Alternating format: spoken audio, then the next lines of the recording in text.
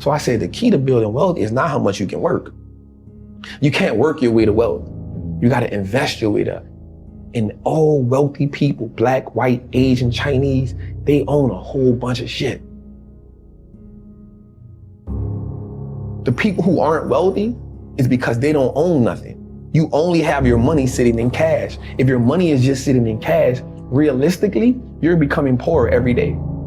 What that means is you need to know how to diversify well. That's the most important thing. In terms of any aspect in life, to know how to deal with what you don't know is more important than anything you know, because the world is so much more surprising than you can really be sure of. So in a general sense for skills, I mean, I think, and skills are part of what are your environment. You know, find out those things that are self-sufficient and maintain flexibility. You have to know how to maintain flexibility and change well. If your career is in one area, you have to know you have to develop the skill for changing a career. Wealthy people, first they get into stocks, then they start a business, and then they get real estate. Nobody ever won a Nobel Prize working 5 days a week, 9 to 5. If you're gonna do something great, it takes a lot of time, and hard work is important. So there are not people sitting around just get lucky and all of a sudden the world goes to them and says, I want you to be our leader. It doesn't usually happen. Success comes with a lot, right? But until you can overcome that average reality that you live in, no matter what you're on, once you become comfortable there, it becomes average. Anyone can live in average. Everyone can live in mediocrity, right? Then there's those outliers who consistently push themselves to go to the next level. The only belief that matters is, what do you believe you can do? So what should we do, Gary Vee? Let's wrap this up. Yeah, what should we do? What should people do? To me, hustle is maximizing the energy you're putting into somebody. I'm blown away by people saying that they're hustling and they want to achieve these great things and then their actions don't match. It's like saying you really want to lose weight while eating a Big Mac, right? So to me, hustle would be putting all your effort into achieving the goal at hand. And for me, that means making every minute count. There are a million reasons why not, but there's one great reason why, which is you've just got to persevere, no matter what it is. It's just the way it is. It's hard being an entrepreneur. It's hard building a business. Everybody thinks it's so easy, that there's an entitlement. There's a disaster. Zinging China, here comes my US zing right now. There is an insane generation of 18 to 25-year-olds right now that think they're entitled to having a business because they saw the Social Network movie and everybody's decided if you're a kid and you know what tech is, because you used Instagram early on, you're entitled to actually build a business. Building a business is hard. And you know what makes it really hard? Everything that happens every day of every moment. So, you can pick time, you can pick money as the one or two things that you think stop you from winning your game, but the truth is, there's a million reasons. 99% of businesses go out of business for a reason, and that reason is, it's hard. Hustle is putting it all on the line. Hustle is waking up one day, the day before you die, and realizing you gave it your all into the parenting of your children, the building of your businesses, the philanthropy that you wanted to do. Whatever you define, it's just, you know, all in, emotionally and executionally, in theory and strategy and in execution.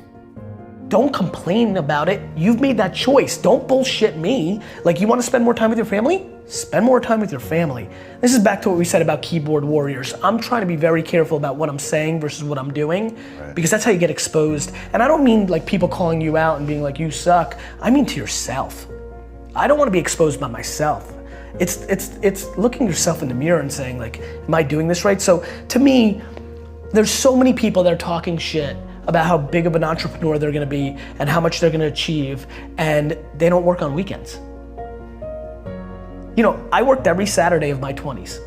And I talk to 20-year-old entrepreneurs every single day. Lately, I've been saying to them, this Saturday, you're gonna have more time off than I've had in my entire 20s on a Saturday. So like, before you tell me how you're gonna be bigger than me, start thinking about what you're actually doing. For the first 2 years that I ran VaynerMedia, we had no rent.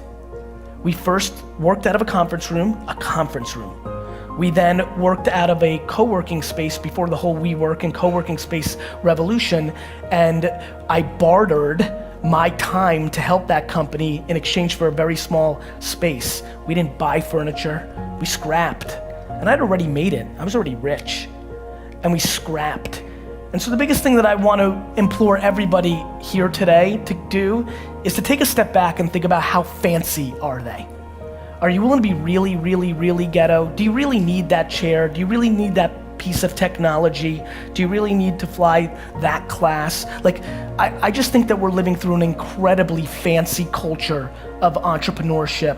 Entrepreneurship and CEO status is quite sexy. People are selling a lifestyle that is filled with lots of fun and trips and champagne and bikinis and bling bling and all sorts of horse shit, right? And I just think that era of this era is gonna come to an end somewhere within the next 5 years. And very honestly, I just don't want a lot of people in this room that dream to build their own businesses to have to go work at a bank or go work at a retail store. And so I would highly recommend something that I think is stunningly not talked about enough, which is if you're building a business, you have to be making money. Everybody thinks they're gonna be Zucks. Everybody thinks they're gonna build Snapchat. Go look at the data. The data shows that the far majority of this room will not succeed, not even close to building an actual business. And I don't come here to be somber. I come here to remind you that there's only one thing you can do.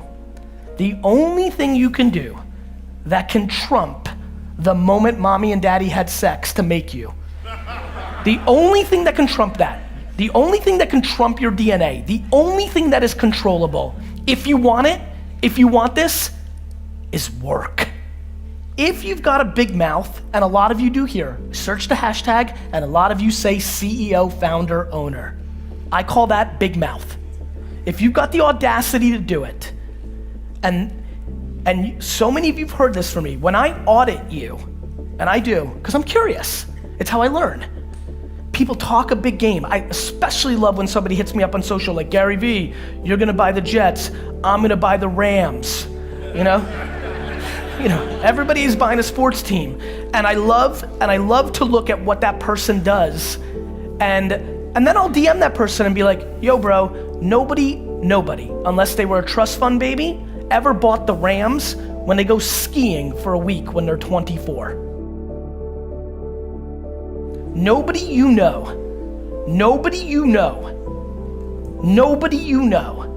has become successful outside of it being given to them from their family. Nobody you know has actually created success without working their face off. It doesn't exist. So you can sit and talk about luck, and you can sit and talk about this, that, or the other thing, but I promise you, the only controllable thing you have is your work ethic. What is the definition of winning? And I think we all have different definitions, right? And I think that one of the things that I also want to say is that I'm getting scared that a lot of people that are following my journey hear me talking about buying the New York Jets, and I do aspire to buy a $3 billion sports franchise. I do. It is what I want.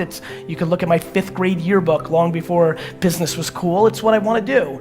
But I'm awfully scared that it's pressuring the people that follow me into trying to achieve things that they don't necessarily want. They just think it's the thing you do if you're trying to be a successful business person. Let me promise you something. I know tens of thousands of people, and I know thousands of people extremely well, and I know hundreds of people deeply well. There is no correlation between how much money someone makes and their level of happiness. I have friends who make $47,000 a year and are the happiest people I know. Their work-life balance is on point. They're part of 2 soccer teams. They play video games. They watch every show they want. They take 2 vacations that they scrap together, and they're freaking happy as hell. And I know tons of people who I grew up with in the Silicon Valley boom who have hundreds of millions of dollars in their bank account and are as miserable and as lonely and as broken as you'll ever see. So I implore all of you to please reverse engineer and figure out who you are. So I say the key to building wealth is not how much you can work. You can't work your way to wealth. You gotta invest your way to. And all wealthy people, black, white, Asian, Chinese, they own a whole bunch of shit. The people who aren't wealthy is because they don't own nothing. You only have your money sitting in cash. If your money is just sitting in cash, realistically, you're becoming poorer every day. Some people actually fear success. Success comes with a lot, right? But until you can overcome that average reality that you live in, no matter what you're on, once you become comfortable there, it becomes average. Anyone can live in average. Everyone can live in mediocrity, right? Then there's those outliers who consistently push themselves to go to the next level. Knowledge is what gives us leverage in life. It's not about how strong you are. It's about what you can learn. And then how can you actively apply that? The more money they print, the more money that money loses value. It's the reason why the bank wants you to have your money there, so they can take it and use it and invest it so much and be like, hey, it's just sitting, I'm gonna give you 50 cents on whatever you had in there. Right. And so the idea of ownership was, yo, we can just start owning everything that no matter if it's just a stock. Like, that's powerful, because if you can start owning the businesses that you now consume every day, you turn a one-time transaction to a lifetime of profit. And that was major for me, because if I go to the store and buy a pair of Nikes, that's a one-time transaction. In order for me to get something from them again, I gotta come back and buy another pair of Nikes. But if I own the Nike stock, long as I own it, it's a profitable vehicle for me. So that one-time transaction can become a lifetime of profit if I own that business.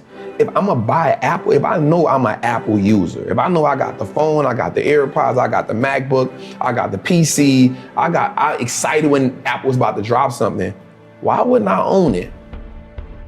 So he said, wealthy people stop trading time for money. They start making their money work for them, and they give value to as much value to people as they can. The caveat, we got a little deeper into that. He said, the reason why you give people so much value is because if you give them so much value, they'll never leave you, and they'll always be there for you, and you will never need for anything as long as you give value to people. Wealthy people, first they get into stocks, then they start a business, and then they get real estate. As long as you believe in it, like you said, the only belief that matters is, what do you believe you can do? I personally believe that there is nothing I cannot do. And for me, it's all about impact, purpose, fulfillment. Like, the money is a byproduct of everything else. That isn't my focus. My focus is I have a knowledge and information that I know that can change lives. Not just one life, not just like lives. And so the way that you change lives is by consistently learning, finding new ways to put that information out there, being able to open up, being able to be vulnerable, because people need to connect. So like, just coming up in the streets, you only see the game from the lowest level. And you look at everybody else in part admiration and part like jealousy, because you see it and you're like, damn, I'll never get there. Right? And so the only way that I think I can get that is through sports or hustling. That's it. That's the only, or rapping. Those are the only three options that you have. And so you make a decision on which way you want to go. Right? And so you look at it from like, damn. And so me, I'm at the time like, man, I can't rap. Damn sure I can't play sports. So hustling is what I got. You limit yourself, and nobody comes along and teaches you anything different. The reason why people think wealthy people or people with money are sinister is because that's what you kind of taught in the hood. Like, you kind of taught like the people who really have money, like they did some wicked shit to get it. They did some backstabbing, cutthroat shit to get it, and you'll never get that, right? And so that same mentality now happens on a lower level, right? The hustling, the dope dealing. So now you think like, yo, I gotta just do sinister shit to get money. And then the people who are successful in the drug game, they're looking at the people at the top like, damn, I wanna be that. But the people at the bottom will never get a taste of that. And so now we just kind of living off ambition. And so now the people who are in the middle who working, they're like, oh, them people with money, they all crooks. Because being at the bottom teaches you to envy people at the top. It just happens. It's something that brews down there, right? It's kind of like you cook. I don't know if you had gumbo before, right? But it's kind of when you cook food, right, the base goes to the bottom. And so most people live in that bottom, never knowing how they'll get up there. No one now believes that it's possible. Once you keep passing that down, you start accepting the lower levels. And then there's a few of us, or a few people who said, nah, I'm an outlier, yo, like, I'm about to go for it. And then whatever happens, I'm with that shit. You feel me? So for me, again, one of the greatest things that happened to me was my mother telling me, like, the world is wrong and you gotta get this shit how you live.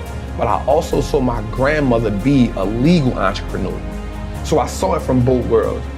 The greatest thing that ever happened to me was going to prison, because I was able to sit down and mature in that environment. Whereas had I been in the world, I'm not saying I wouldn't still be this, but the path would have been completely different. So while I'm in prison, I pick up a habit of reading. That was the game changer for me. On the streets, I never had the opportunity to just sit down and read because I'm always trying to survive. In prison, there was no longer a survivor mode there. So I went through a phase where I was reading like the hood books, and then I was like, man, I lived this shit already. No matter how many times you tell a hood story, it's still the same. Right. I've lived this shit for real. I don't keep need to read this. And so I used to get up in the mornings and watch CNBC. So mind you, people in prison, they love to watch The Young and the Restless. And so I would have to get up before them to watch like Squawk Box, Jim Cramer. And I'd be like, damn, these motherfuckers making all this money and they not risking their life. Something gotta change for me. Like something gotta change. And so I just started listening to them every day, and I started comparing it to the streets. A good business is just like a good hustler. A good business has great product. They have great clientele. A great hustler has a great product. He has consistent clientele. A good business on the stock market has what's called a moat, a competitive edge that keeps his competitors away. A good hustler on the streets is gonna have that competitive edge where they be like, nah, yo, I ain't rocking with you. I'm gonna just wait till Trap come back, right? So there's the competitive edge.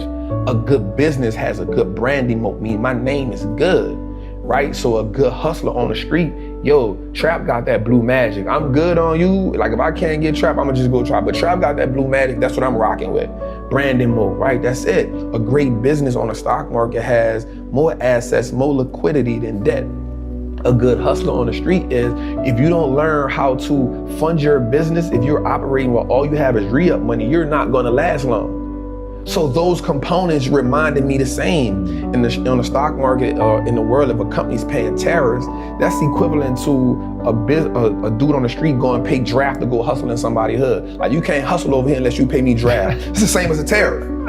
It's the same thing. Yeah. So once I broke the game down to a way that I can understand it, it wasn't about me just being brilliant. It was like, yo, how do I make the game winnable for me? So for me, it's always about how do I attain as much, it's always a challenge for me. How can I attain as much knowledge as I can? Because I love learning. Like I love learning, but then how do I take that and be able to now reciprocate it or give it to somebody who may not understand calculus or trigonometry, but if I can give it to them in this way, they can say, oh yeah, I got it. And there's more people that struggled in the world that has become successful.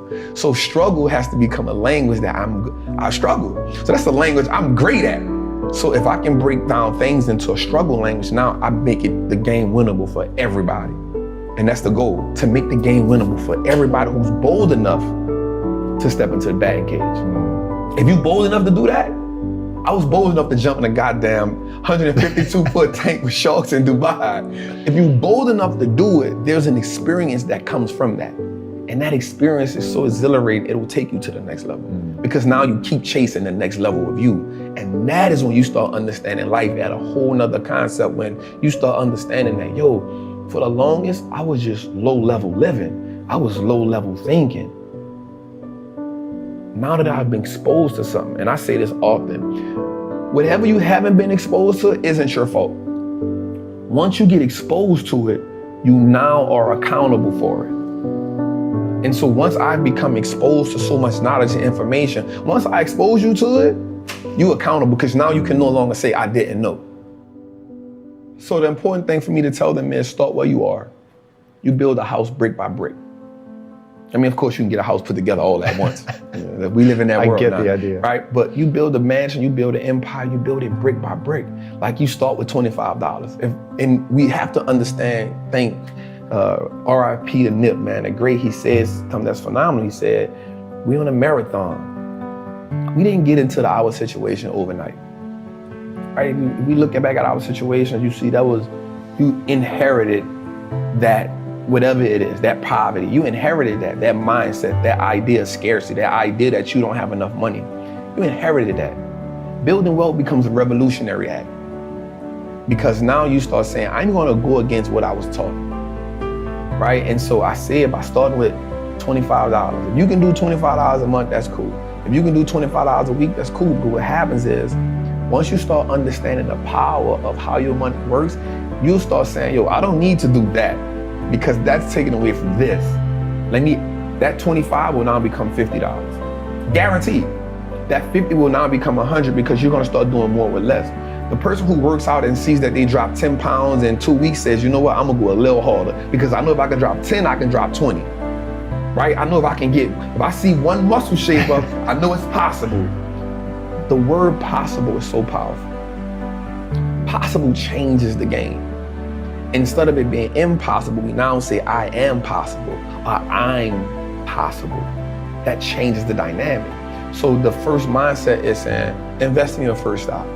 It don't have to be a winner. It doesn't have to be a home run. It can be an AT&T stock that costs $26 right now. It may not be the best investment in the world, but you started, right? And the great thing about anything is you can't be great if you never go to practice. You can't hit 81 if you never get in the gym. So just get in the gym and then find somebody who can teach you. Be dedicated to understand the process. Warren Buffett said he reads 500 pages a day. That lets me know I got a whole lot more reading to do. I'm an Audible book junkie right now because if he's the greatest investor, and if he's reading 500 pages a day, I don't know how he does it, but in my mind, if he's still learning, I got a whole lot of learning to do. If somebody like Monesh Prabrai and Guy Spivey can pay Warren Buffett $1 million to have lunch with him, and these are already great investors who I look up to, if they can pay him $1 million to go have lunch with him, that means they're trying to learn. Their learning has to go to the next level. So if learning is the catalyst to everybody who's wealthy and successful, I can never be sufficient with what I know. And I think that has to happen too. We have to understand the power in learning and being educated, man. I'm trying to help somebody right now go to a whole nother level. The Bible says the reason why you go back to sleep is because you've always gone back to sleep. It's like a default. You go back to sleep because all you gotta do is stop going to sleep, and then you're gonna stop going to sleep. All you gotta do is stop fussing and cussing, and you're gonna stop fussing and cussing. All you gotta do is stop spending all the money you got and start saving it. Listen to me, I became #1 in the world. I became a millionaire not because I made more money. I became a millionaire because they told me millionaires only live off of 30% of their income. I want to make it plain for you. I became a millionaire because I did what millionaires did. I stopped living off 100%. I paid my tithe, and then I was like, all right, E, you only got 20% left. Put the rest up. So the first thing I did, listen to me, the very first thing I did to become rich, somebody said, E, to be rich, put 6 months of your earning to the side. So I was like, all right, bet. That's what the rich told me to do. So I put 6 months to the side. How long did it take? I don't remember, but I put it to the side. Then somebody was like, yo, E, you need to put 100,000 to the side. I was like, all right, 100,000. DD, we're gonna put 100,000 to the side. Then somebody was like, yo, you need to get your credit score up to 800. I was like, all right, then get my credit score up to 800. The reason why you can't blow up, one, you feel a certain way and you timid. Don't be timid. You have nothing to lose. But you got everything to lose if you don't go up and shoot your shot. Look, stop doing that. You see somebody, you see an opportunity, you deserve it. You deserve it. Does that make sense? You deserve the opportunity. Are you hearing what I'm saying? Some of us don't want to wear a suit, but you're not on that level though. Or you want to wear a suit and act as if your suit is going to compensate for what you are inferior at. Your suit don't make your language sweet. For real, some of you wear suits because you think like you're going to impress somebody with a suit, and you might get in the door, but sooner or later they're going to find out who you are. So I need you to stop having the poverty mindset. The problem with most of you is you don't have a 1% language. You got a poverty language. No, I want to help you real quick. You think Warren Buffett reading just to be reading? The majority of you are poor because you read poor stuff. You watch poor stuff. You on Instagram watching fights.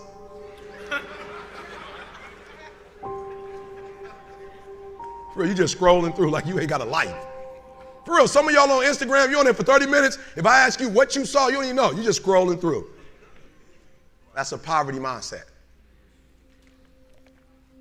Rich people don't waste time. They realize it's their most important commodity. They don't watch a lot of TV. They don't do a lot of entertainment. If they're not working, they're studying their craft and getting better at their craft. So I went to Oakwood College, and when I went to Oakwood, when you come in, it say enter to learn. When you leave, it said depart to serve. So I was always taught that you're supposed to outserve everybody. You know, like that was the mantra. You enter to learn. Whatever you learn, you go back and you give it.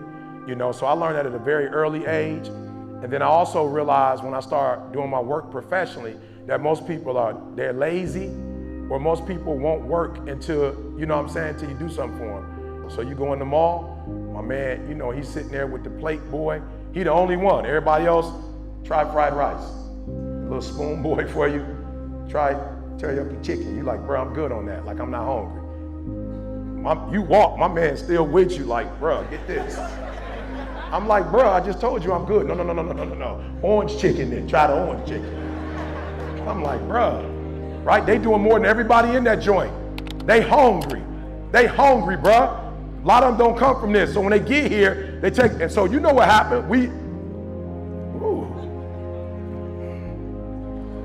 $5.99 for you, $5.99. Bro, you wasn't even trying to eat like that, bro. Like you wasn't even hungry like that, right? And so I realized that they are going to tell you, I'm gonna let you try it first. And here's the deal. Some of y'all, for real, I feel you, but you can't have your own reality. Reality is reality.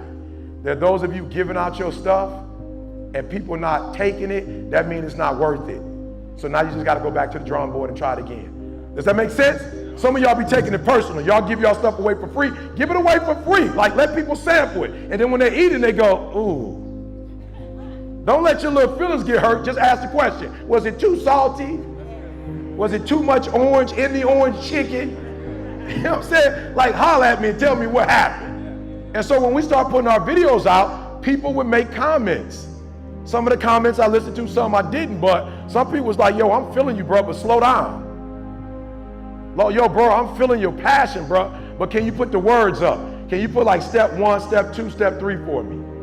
Like, for real, it was just like little tweaks, like, yo, E, we feeling the music, bro, but we already listen to hip hop. We want to hear your message. Bring the music down or no music at all. Then we had like 20 cameras going. Folks were like, E, we don't need 6 camera shots, bro. Just 1 is enough, we good. So I didn't take it personal, like, who are you to tell me what to do? I just was like, make the adjustments. And I went from nobody knowing me to being 100 in the world, 20 in the world, 10 in the world, number 1 in the world. So give it out, and if they don't like it, don't be offended. Take it back to the lab. Take it back where? Come on, take it back to the lab and modify it. Give it away free again if they say something. Take it back to the lab, modify it till you get to the point where everybody's like, what up, what up? Rich people don't work, they think. Poor people work. Poor people go, clock in, I make this much an hour. Rich people go, I put them to work and I make this much an hour. See, what happens is you're working for you and your family, 1, they got 40 of you working at one time. So they're giving you 20% and then they keeping the 80% off of 15,000 people. That's enough to have $22 million. So what you have to decide is, are you gonna keep being the 99% or are you ready to be a part of the 1%? Because it doesn't make a difference where you come from, high school dropout. It doesn't make a difference where you come from, GED. It doesn't make a difference where you come from, sleeping in abandoned buildings. It doesn't make a difference where you come from, a 17-year-old mom that got pregnant. It doesn't make a difference where you come from, south side of Chicago. It doesn't make a difference where you come from, pretty much raised in Detroit. It doesn't make a difference where you come from, took 12 years to get a 4-year degree. It doesn't make a difference. Well, you know what makes a difference? What makes a difference is when you become a 99% or a 1%. And when I start thinking like, acting like, and behaving like a 1%er, everything changed. I have a concern that we're living through the greatest era of fake entrepreneurship.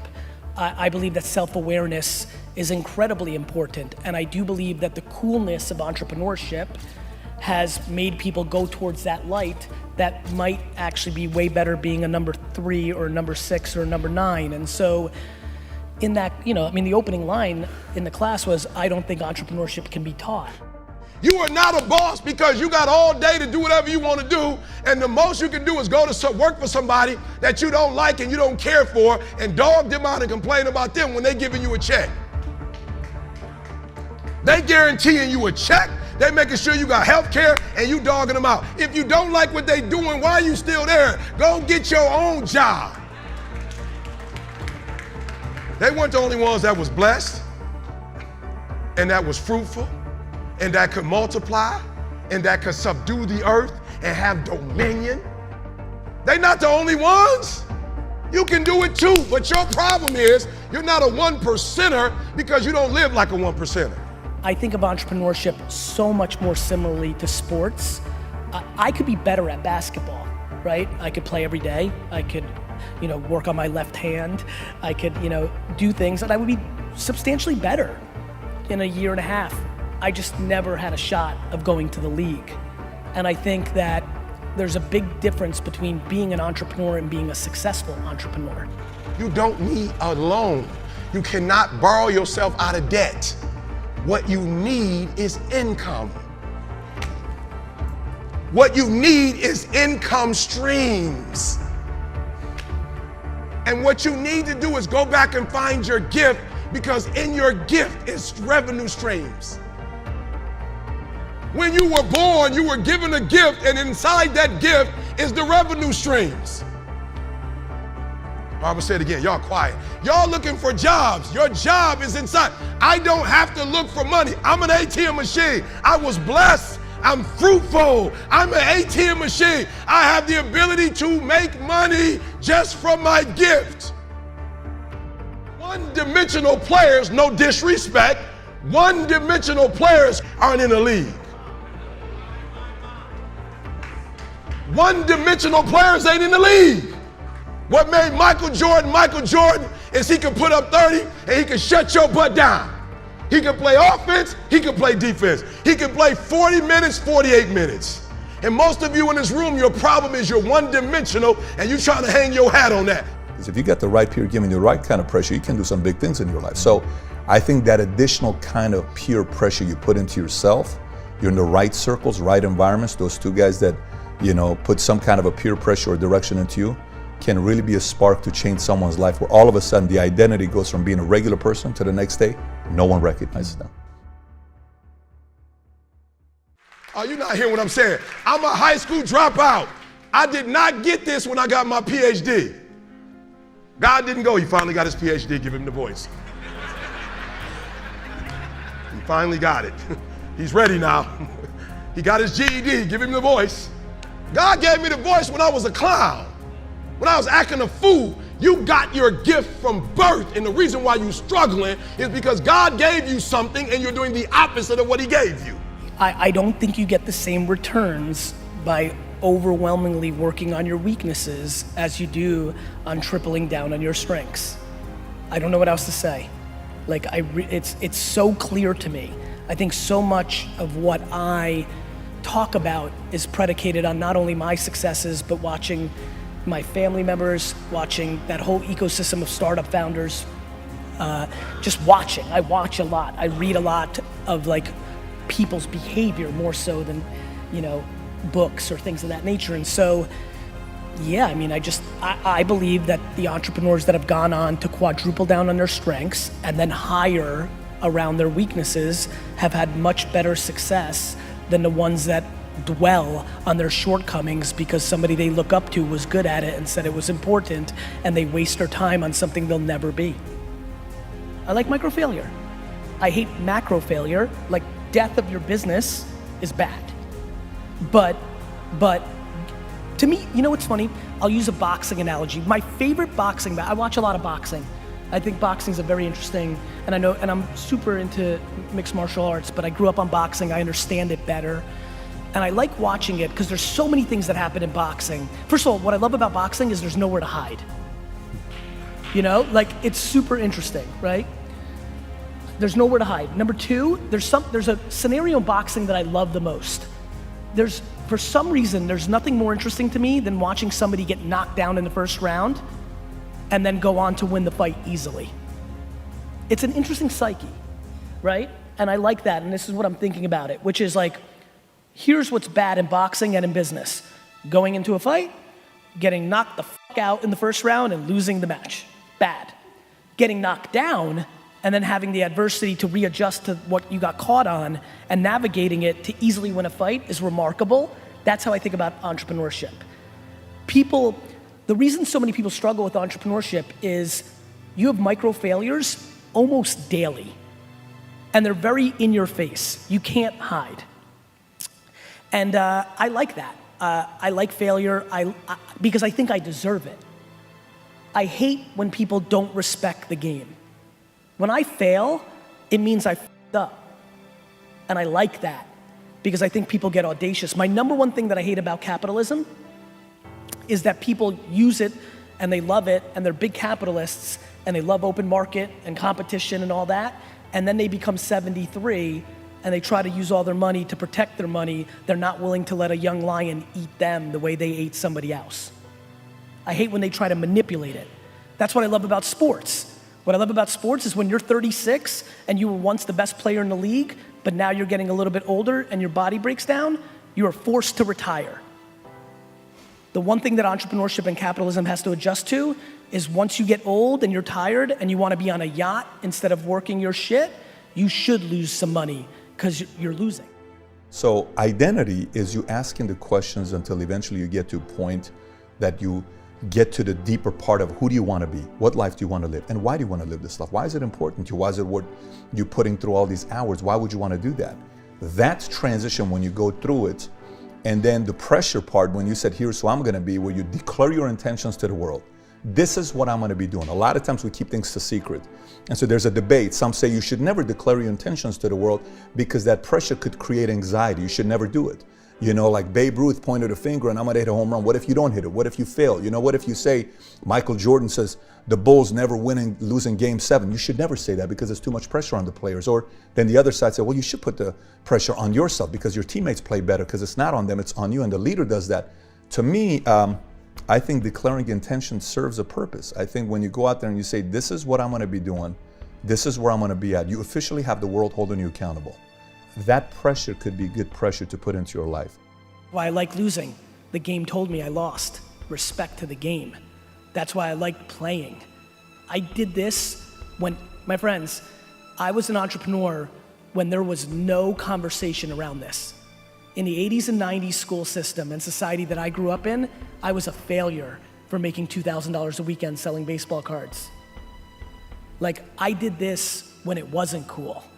I'll do it now while it's cool, and I'll do it again in 15 years when it's not cool again because the economy will collapse and because we don't like to be accountable, we like blaming things, and so we're gonna blame entrepreneurship, not the fact that you weren't self-aware and didn't realize that you weren't a fucking entrepreneur. So for me, the transition for somebody to want to change it and get clarity is actually asking questions. If you don't ask the questions of what you want to do next, the world is going to put you in the box on what you have to do next because they're determining who you need to be. Having all of you judge me as, see, he wasn't as good as you thought, and then rising back like a phoenix and sticking it in your fucking face excites the shit out of me.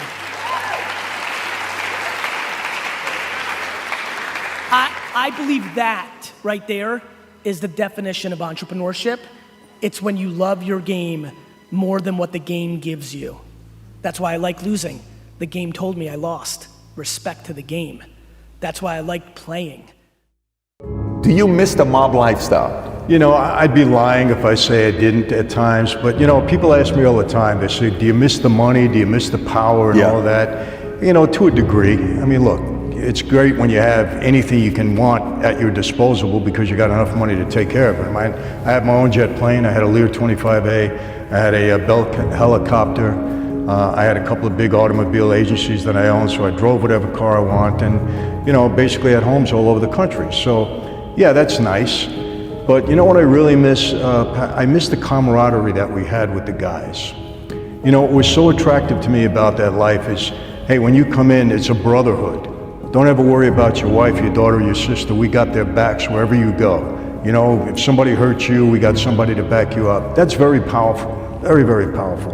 And I miss that kind of camaraderie that I had. So, I also nice, going into the back room. I want to tell you this, for those of you that saw Goodfellas, Henry Hill, he never walked in through the back kitchen of the Copacabana, I can tell you that now.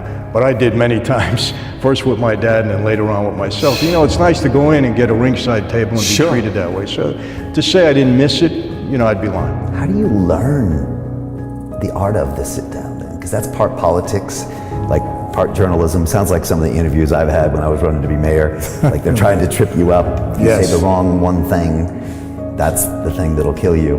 Like how do you learn how to negotiate that? A lot of it is experience. You make mistakes in the beginning, but I was fortunate. I had my dad who schooled me well and, who taught me basically how to conduct myself in these things. And one thing, Brian, the major thing my dad taught me that has worked for me my entire life, and in a serious way, I'll get into it, is be a good listener. Don't run your mouth. Don't be the first to, present you. Just be a good listener. Let the other guy make a mistake. Think, hard. Be prepared going in. And for me, I became a major target of law enforcement. Major target. They never got me on tape saying anything wrong. Never. There was one undercover operation they had me on. They had 83 tape recordings on me. It was this whole thing with Don King and Al Sharpton. They couldn't use one of them because I never made a mistake on the tape because I was always listening. I was careful how I spoke. And I credit my father and listening to him, okay, I understand it, Dad, so you gotta be careful who you talk to. Same thing when you sit down. Let the guy present himself. I always say this too. You go into a meeting, sometimes you're the smartest guy in the room, but you don't want anybody to know it. Let them think you're a dummy, you don't know anything. And they're yapping away, right? It's a big advantage. There's other times when you're not the smartest guy in the room, but if you keep your mouth shut, nobody knows that. They don't know it, so you let them talk, commit themselves. By the time they're finished, then you can become the smartest guy in the room because they told you everything. Here's the thing: it's all about the media. It's all about entertainment. I mean, look, when The Godfather came out, guys on the street were acting different because it elevated the persona of guys on the street in a big way. I'm telling you, I witnessed it. I watched it. All of these movies. I speak to young kids. Michael, come on, man. You had the cars, you had the money, you had all the women, you had people catering to you all the time. I said, I know. That was Goodfellas, right? Did you watch the second half of the movie? Who got killed, who lost everything, who went to jail? They don't see that. They only see the money, the power, and that's an aphrodisiac to people. Brian, when I first started speaking, I was pretty well known in New York. We had a hot name. Maybe on the West Coast, Florida, yes, because I got indicted there too. In the Midwest, Texas, nobody knew who I was. They put on the marquee, the mob guy is going to be there, standing room only. People are interested in the lifestyle. It's all the media, Hollywood, entertainment, the news. I mean, John Gotti, come on. How many people wanted to be John Gotti? How many people wanted to be Michael Corleone, Vito Corleone? It's the media. Because they see the upside, but they don't see what comes. They don't see it, and they don't pay attention to it.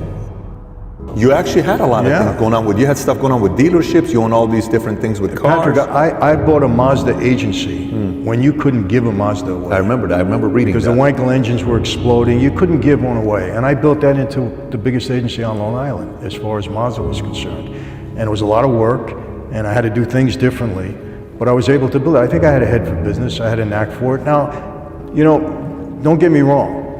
I'm not the smartest business guy around because there's a lot of things in business I don't enjoy doing. But there were certain talents that I had that worked well for me. And I always tell people this, when you're in business, I don't think it's a good thing to micromanage because nobody can do everything good. But here's the deal. Do what you do best and delegate the rest. And then be a good watcher of these people and make sure you get the most out of them. That's how you do it. you know, it's, you can't hang out with the wrong people and be accountable to the wrong people, continue to do the wrong things and think it's going to end up okay. You know, it's the definition of insanity, you know, keep doing the same wrong thing, think you're going to have a different outcome. So, you know, and look, in this life I have found out, number one, we are who we hang out with. We're judged by the people we surround ourselves with and who we are accountable to. When I was on the street, I was accountable to my oath, to my boss. I was a criminal. Every day of my life on the street, I'm violating the laws of God and the laws of man, because that's who I was accountable to. Now, you know, with the grace of God, I've been able to, you know, transform that part of my life.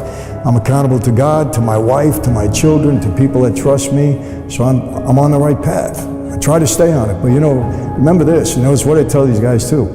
You can take the boy out of Brooklyn. Can't always take Brooklyn out of the boy. I have the same instincts that I've had. They don't go away. You know, sometimes I want to deal with things the wrong way, but I catch myself, you know, as much as I can. But this is a tough life to navigate. It's a violent life at times. You're part of the life, you're part of the violence. There's no question about it. But murder in that life was taken very seriously. It was taken very seriously. You couldn't just go around rampant killing people. I don't like this guy, I want to kill him. You know, a made guy had a lot of respect. And if that guy was in trouble, first of all, the only one that can order a murder was the boss. He had to sanction it. You couldn't do it without his okay. Not even a made man or a capo. It has to be a boss. It has to be the boss. And there was a lot of discussion about it. It wasn't that, hey, this guy's got to go. Okay, go get him tomorrow. That's the end of that. No, it was taken very, very seriously because remember, the life is built on respect. When you earn your stripes and you come into that life, you're a respected guy. So if something you did wrong, well, they're going to make sure it was wrong. And then if you violate the oath, you know, you're going to pay the consequences. But it was something taken very seriously. You know, a lot of people think that we just went around and random killing people and killing people on the street. I mean, that's what the movies tell you, though. The movies make it seem like that, yeah. I mean, I certainly didn't witness that in my lifestyle. You didn't witness that in your lifestyle? Not random stuff. Oh, like random. That, no. Random. Yeah, it was taken very seriously. Would you live the life all over again? Now, because I'm a guy of faith now, and I've turned my life around, I can never go back to that because I know that I did a lot of things that I regret during that time. But take that away, would I want to go back and at least have that experience again? I'm being honest, and I might get ridiculed for this, but I think I might. To have the experience, because look, you know, I learned things in that life that were invaluable to me throughout my life. And if you take away the bad stuff and just put me back in that environment around my guys and some of the, I think I might, Patrick. And again, I hope I'm explaining this right, because you're going to have 50,000 young kids right now go become mobsters. No. You got to say the right way. No, I don't want that. Next thing you know, Valuetainment produced 22,000 new mobsters in the world. No. Let me make that clear. Let's give the disclaimer as well. Let me make that clear. I said it's an evil life. I said you're selfish if you put your family through that. You're going to end up in prison or dead, one of the two. Government's got it all. And it's morally wrong. I mean, there's no question about it. But look, there was some perks in that life, you know, that I enjoyed. I got to be honest with you. Now, the price you pay as a result of the short time that you're going to have those perks is terrible because you're devastated for the rest of your life. So it doesn't make sense. I speak to a lot of young kids. I speak to gangbangers. I go into detention halls. I have an influence over them, obviously. And I tell them straight out, you're going to be in prison for the rest of your life or you're going to die. It's one of the two things. And they'll say to me, but Michael, you know, I saw you in Goodfellas and they had the money, they had the power, they had the girls. I said, yeah, but did you watch the whole movie or did you just stop in the middle? I said, who got killed, who went to jail, who became an informant, whose wife left them, whose kids suffered? Why don't you see that part? And you know what, they don't. They only focus on it, they don't realize it's very short-lived. And in the end, you're going down. And so please, anybody listening, parent, don't get upset with me. I speak to these kids and I tell them the truth. It's a bad life. Don't ever pursue it. Don't ever make the mistakes that I did. Nobody ever won a Nobel Prize working 5 days a week, 9 to 5. If you're going to do something great, it takes a lot of time, and hard work is important. So there are not people sitting around just get lucky and all of a sudden the world goes to them and says, I want you to be our leader. It doesn't usually happen. I must be passionate about it and I must believe it, and I'm never doing an impression of another person. So I always come from a place of saying what I really believe, because you can't transfer to somebody that which you don't experience yourself. I can give you passion, I can give you energy, I can give you my belief if I'm experiencing it. Well, in my view, success is happiness. The most elusive thing in life is personal happiness. Thomas Jefferson wrote about the pursuit of happiness. He never told us how to actually get it. But finding somebody that's happy with their life is really good. So if you ever meet a poor person and they are very happy with what they're doing, why should you say your life isn't successful? They're very happy with what they're doing. If you meet a very wealthy person and he or she is tortured with their money and they don't know what to do with it, their children hate them, everybody hates them, is that person successful? I don't really think so.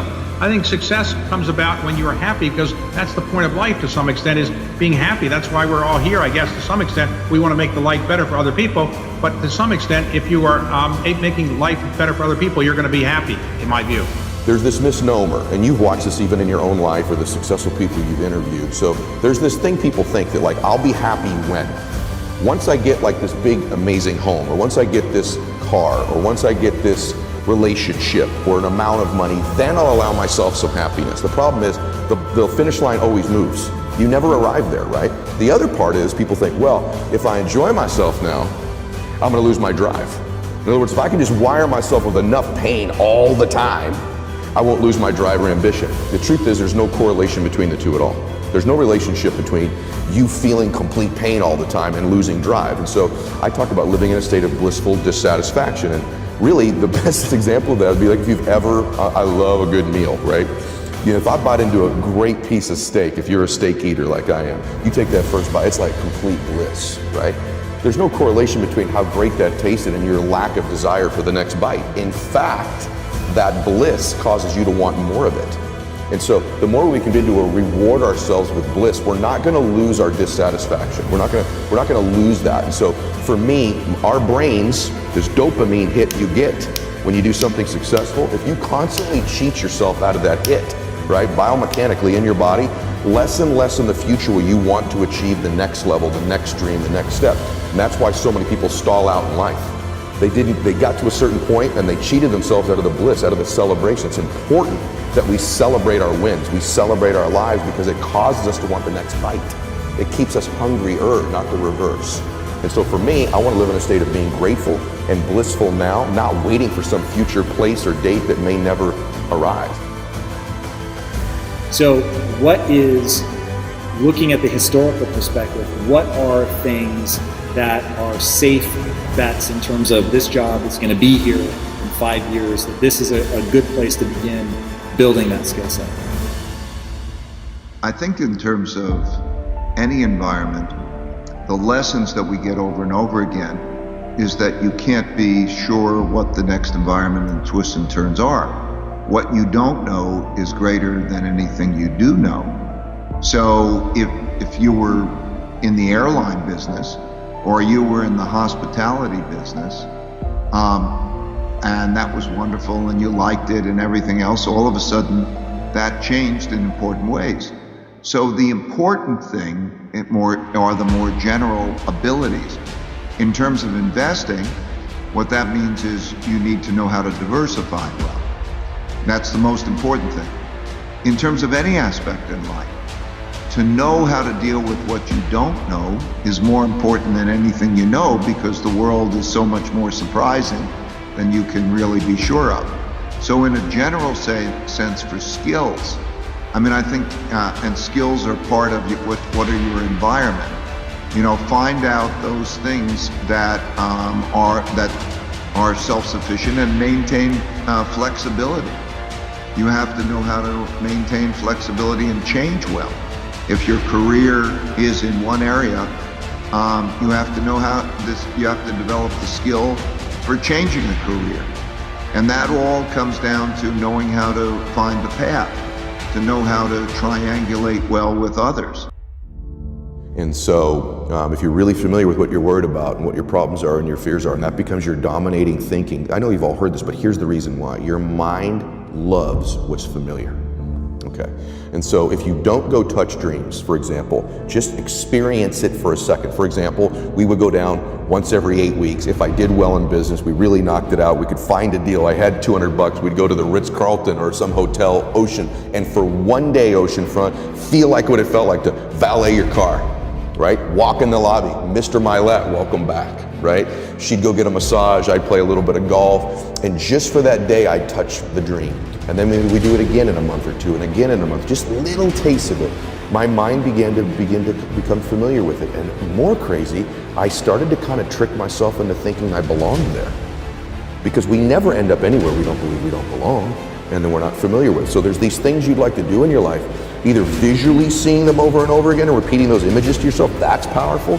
But a double whammy is to not only repeat them and see them, but to go see, there's one thing that's a visual stimulus in your brain that makes you want to do something. The triple whammy is if you could see it, touch it, feel it, and smell it. If you allow all your senses to experience something, it becomes far more familiar to your brain. And so I'm a massive advocate of touching a dream in any form you can get it, the best of which is actually going and experiencing it short term. You begin to believe you belong there, you're a little bit better. And so you will not probably produce many things in your life that you've not visited either mentally or literally thousands of times. And so if you want to end up somewhere, you better be visiting them. Those could be dreams, visions, but the most important thing is if you could actually, more powerful, is if you go touch them short term, massive difference. Drive by the neighborhood, see the cars. If you want to spend your life in service for your church or your community, take a day out every month and actually do it. Know what it feels like for an afternoon to feed the homeless, and you begin to love it and feel it and believe you belong there, more and more chance that you'll be able to do that full time someday. The people I know that are really happy are very self-aware. In fact, the best entrepreneurs I know are very self-aware. They're aware of their shortcomings, right? They want to improve them. They want to get to the next version of themselves all the time. And so for me, self-confidence comes because I didn't have it. And I think anytime you meet somebody like yourself or myself who might now appear self-confident, it's because I really had to find tools and resources because I was so insecure and shy and introverted. So I had to find techniques and resources to build that up in me. And for me, it's very simple. It's the promises that I keep to myself. If I have a habit over and over of beginning to stack one on top of the other of keeping promises I make to me, not other people.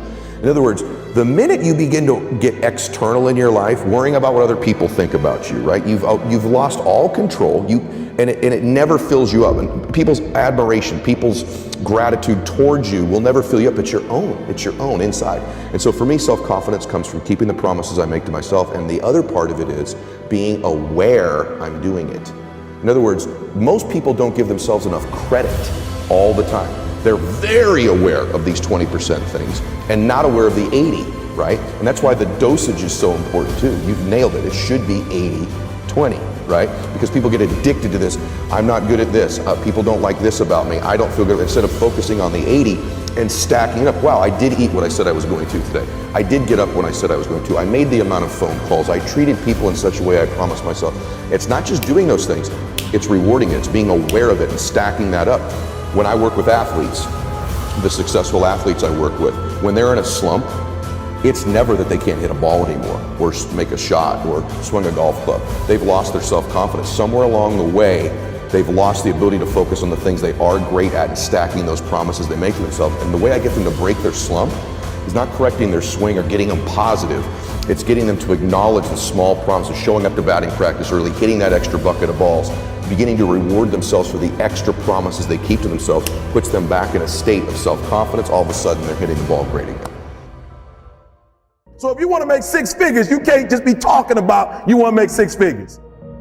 You won't be successful until you say, I don't need that money.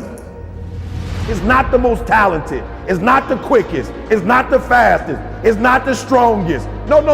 That's not the person who makes all their dreams become a reality. Sometimes, guys, it's less talent and it's more effort. Are you hearing me? Sometimes it's less talent and more effort. Are you hearing what I'm telling you? Most of you say you want to be successful, but you don't want it bad. You just kind of want it. You don't want it badder than you want to party. You don't want it as much as you want to be cool. Most of you don't want success as much as you want to sleep. You got to be willing to work off for 3 hours of sleep, 2 hours. If you really want to be successful, some days you're going to have to stay up 3 days in a row. Because if you go to sleep, you might miss the opportunity to be successful. That's how bad you gotta want it. When 50 Cent was doing his movie, I did a little, 50 said that when he wasn't doing the movie, he was doing the soundtrack. And they said, when do you sleep, 50? Sleep, he said, sleep. Sleep is for those people who are broke. I don't sleep. He said, I got an opportunity to make a dream become a reality. Most of you won't be successful because when you're studying and you get tired, you quit. And I'm here to tell you today, if you got somebody came to my office the other day crying. I said, look, don't cry to give up, cry to keep going. Don't cry to quit. You already in pain, you already hurt, get a reward from it. Don't go to sleep until you succeed. I dare you to take a little pain. I dare you. I dare you not to go home. Somebody said, I don't go home, I feel bad. Go through it. You ain't gonna die. At the end of pain is success. You're not gonna die because you're feeling a little pain. So don't worry about a little pain. Listen to me, you haven't tapped into your own potential. You haven't tapped into your own greatness. You keep looking for it out there. If I would just buy this, if I would just wear this, if this person would appreciate me, if this person would value me. Listen to me very closely, baby. The sooner you get in that mirror, the sooner you get in that mirror, the sooner you tap into your greatness, is the sooner all your dreams are gonna become a reality. Are you listening to me? There's some folks out there, man, you went to Breed University. Look, I'm tripping that nobody invested in silver. Nobody invested in silver, blowing my mind. Nothing wrong with silver, but that first 24 hours, that first 48 hours, nobody. We got more diamonds than anything. What does that tell me? It's like, yo, E.T., I'm ready to invest in me, E. Unbelievable, gold, I'm sorry, platinum. Folks was like, E.T., I'm willing to make the investment in me. And so I'm telling you, standing out there, hey, it's about a commitment. Go to Weight Watchers, stop playing. If you do the 3 things I tell you to do tonight, I guarantee you, whatever it is you want to do in life, you'll be able to do. You will be able to accomplish whatever you want to academically, financially, relationally, whatever. So 3 things. All right, now I'm gonna tell you the story. I gotta get out of here. And the story is about, you guys have probably heard about this before. It was a young man who, he wanted to make a lot of money, and so he went to this guru, right? And he told the guru, I want to be on the same level you on. And so the guru said, if you want to be on the same level I'm on, I'll meet you tomorrow at the beach at 4 a.m. He liked the beach. I said, I want to make money. I don't want to swim. Guru said, if you want to make money, I'll meet you tomorrow, 4 a.m. So the young man got there at 4 a.m. He all ready to rock and roll, got on the suit.